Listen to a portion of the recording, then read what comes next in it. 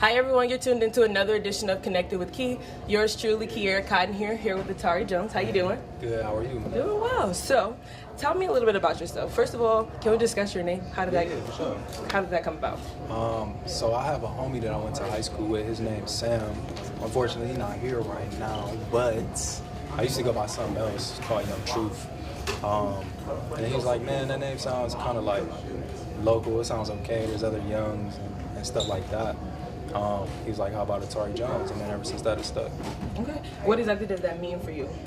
It just means something different.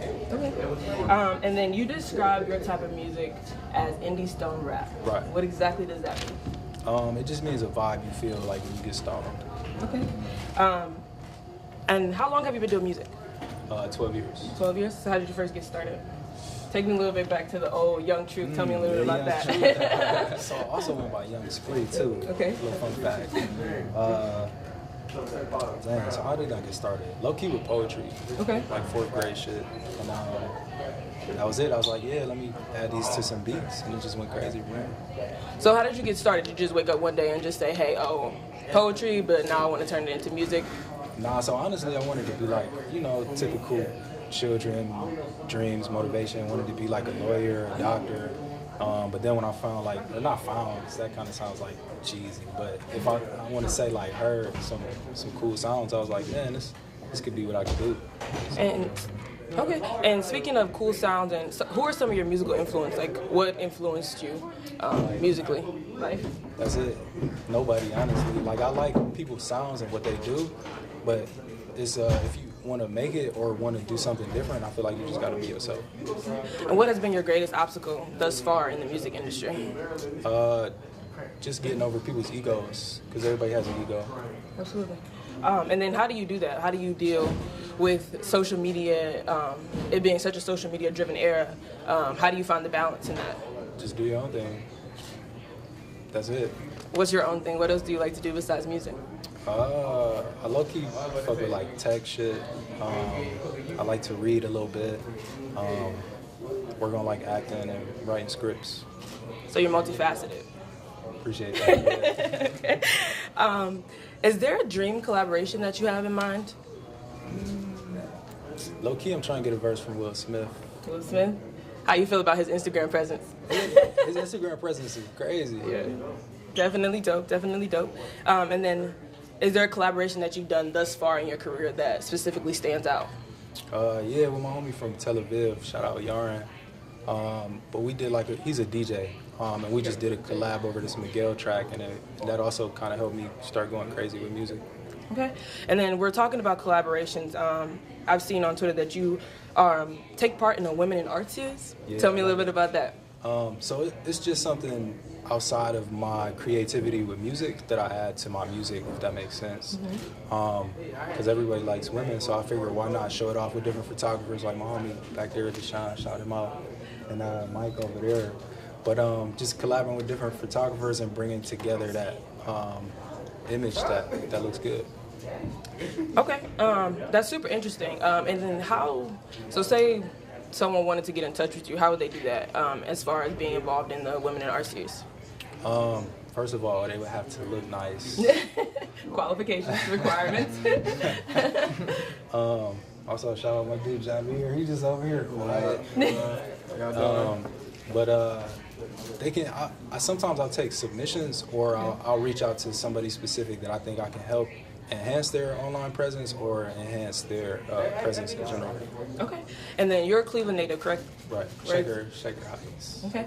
And what has Cleveland's impact been on your music?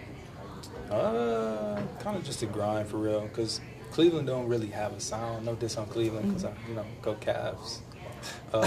Hopefully we pull it out tomorrow. They're definitely gonna pull it out. Cavs in 7? Right. Okay. No, 6. In 6? Okay. All right. We're confident here.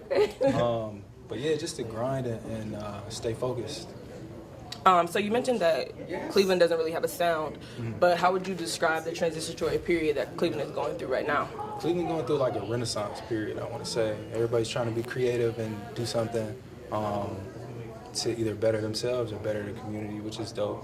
So I think it's going through a good period. We just got to find a sound, kind of like New York too. Yeah. do you think that Cleveland has an up and coming sound? If you had to give Cleveland an essence, do you have something in mind?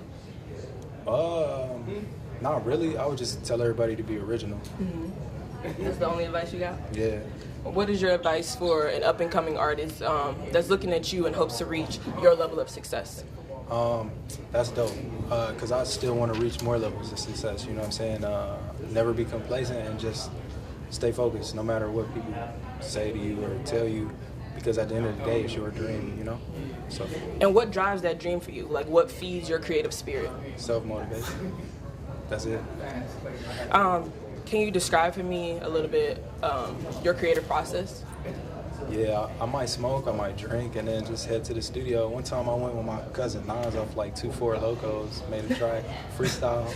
It's pretty dope. So a lot of your work is freestyle?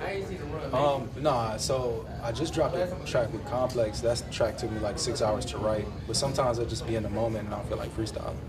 Okay, and then what's your connection with your fan base? You have hundreds of followers, thousands of followers. So how do you connect with them and stay relevant in that regard? I kind of try to stay interactive with them when I'm not working on perfecting my craft or doing something else creative outside of music. I try to just hop on there and be like, yo, good looks, appreciate the love and support to as many people as I can. What's one message that you would give to your fans? If you could talk to your biggest fan, do you have a biggest fan? Do you have someone that you like take note of that's like on your social media going hard for you? Yeah, low-key Brazil's been recent, but it's just because of a track I did like 4 years ago, so shout out to them. Okay. What's your one message to your fans? Like if you could talk to your super fan right now, what would you say? I love them. That was it. That's dope. That's super dope. Do your fans call themselves anything with your name being so unique? No? I guess everybody just tries to, if they're in support of me, they just try to do their own thing, create their own wave, which is dope. Yeah. Do you have anything else you'd like to add to tell people? How can people find you? If this is someone's first time seeing you, go ahead and plug yourself.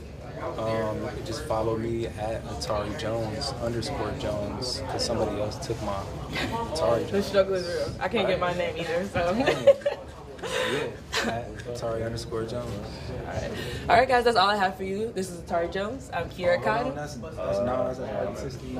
Okay. Hey, tell them your history.